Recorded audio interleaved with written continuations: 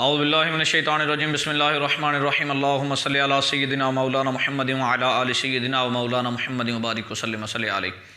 بسم اللہ الرحمن الرحیم۔ آج ہم ایک نئی ویڈیو کے ساتھ حاضر ہوئے ہیں اور آج ہم بات کریں گے جو حالیہ دنوں میں ایک ویڈیو سوشل میڈیا پہ وائرل ہوتی ہے اور باقاعدہ ایک پلان کے تحت وہ ویڈیو بنائی جاتی ہے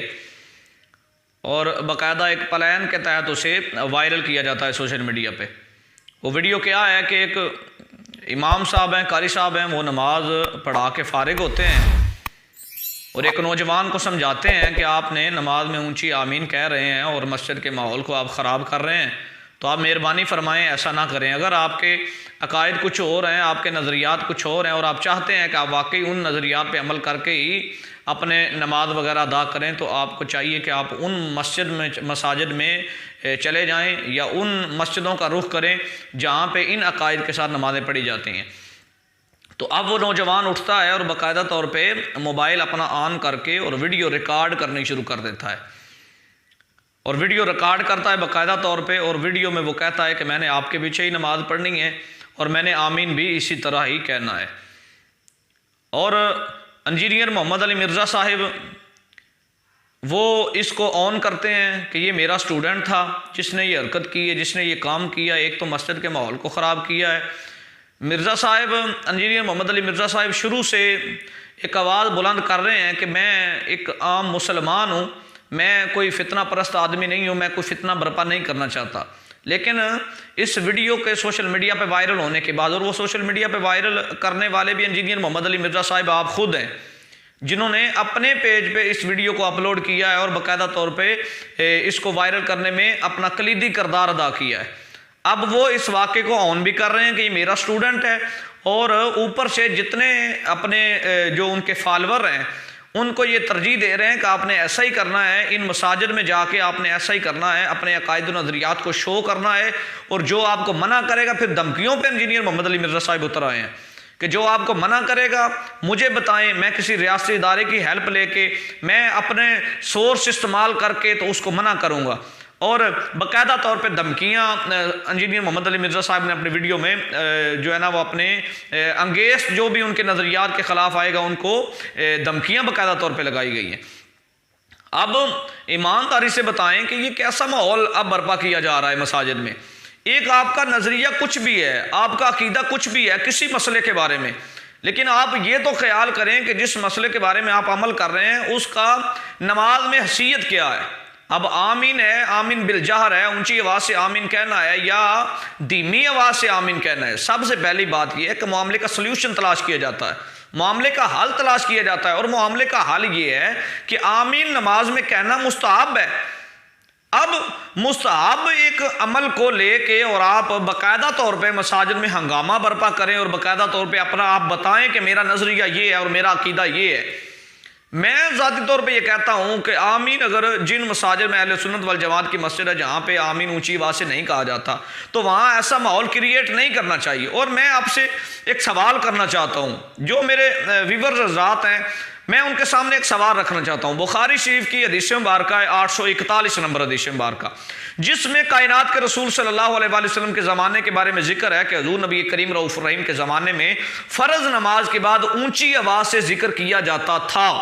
یہ 841 نمبر بخاری شریف کی حدیث مبارکہ ہے کہ فرض نماز کے بعد اونچی آواز سے ذکر کیا جاتا تھا۔ اب اہل سنت کے کئی ادارے ایسے ہیں جہاں پہ انہوں نے مصلحت سمجھتے ہوئے معاملے کو سلجھانے کے لیے انہوں نے یہ نظریہ بنایا ہے کہ فرض نماز کے بعد اونچی آواز سے ذکر نہیں کیا جائے گا، چونکہ ہے ایک مستحب عمل، تو ایک مستحب عمل کی وجہ سے کسی کی فرض نماز میں خلل نہیں ڈلنا چاہیے۔ اب وہ کئی ادارے ایسے ہیں، کئی مساجد ایسی ہیں جہاں پہ نماز کے بعد بلند آواز سے ذکر و اذکار نہیں کیا جاتا۔ لیکن اگر ایسا ماحول ہو جائے، کوئی بندہ جا کے ان مساجد میں جا کے جہاں 200-300 بندہ نماز پڑھتا ہے اور فرض نماز کے بعد ذکر و اذکار بلند آواز سے نہیں کرتا،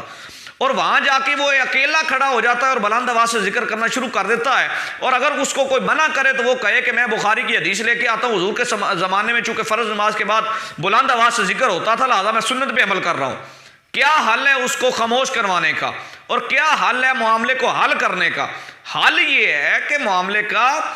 مسئلے کی نوعیت دیکھی جائے گی۔ اگر ایک مستحب عمل ہے تو مستحب عمل کو چھوڑ دیا جائے گا، فتنہ نہیں برپا کیا جائے گا۔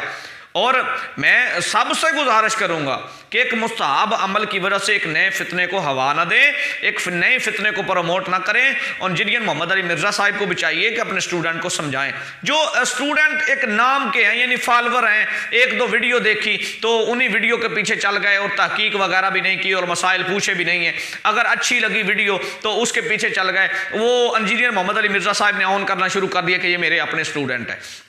اور باقی رہی مساجد کے علماء اور مساجد کے امام حضرات ہیں، ان سے میری گزارش یہ ہے کہ اگر کوئی معاملہ آپ کے سامنے ایسا آتا ہے، کوئی بندہ آپ کی مسجد میں ایک نئے عقیدے کے ساتھ نماز پڑھنی شروع کر دیتا ہے، تو سب سے بہترین حل یہ ہے کہ آپ اگر خود اتنا علم رکھتے ہیں تو اس کو سمجھانے کی کوشش کریں، اس کو سمجھائیں بھائی یہ بھی حدیث آپ کے سامنے ہے، یہ بھی حدیث آپ کے سامنے ہے، لیکن ہم اس تحقیق پہ عمل کرتے ہیں، اور اس تحقیق کا فائدہ یہ ہے، اس تحقیق کے عمل کیوں کرتے ہیں؟ کیونکہ یہ دلیل اعلیٰ و رفع ہے، یعنی یہ ایسے معاملے کو سلجھانے کی کوشش کریں۔ اگر معاملہ نہیں سلجھ رہا، اگر وہ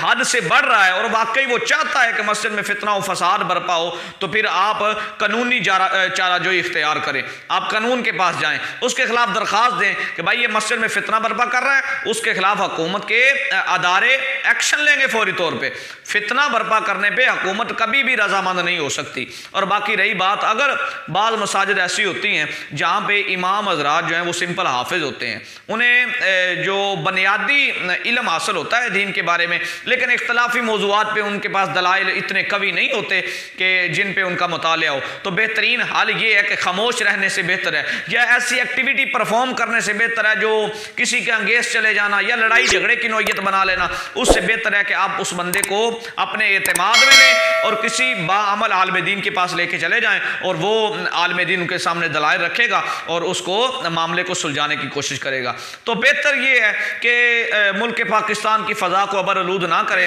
چاہیے یہ حقیقت میں کہ معاملے کی نزاکت کو سمجھتے ہوئے، ملک پاکستان کے حالات کو سمجھتے ہوئے یہ کرنا یہ چاہیے کہ جو مستحب عمل ہیں ان کی وجہ سے ملک میں فتنہ و فساد برپا نہ کریں۔ دعا فرمایا کریں اللہ تبارک و تعالی ہمیں دین حق سمجھ کے اس پہ عمل کی توفیق عطا فرمائے۔ والسلام۔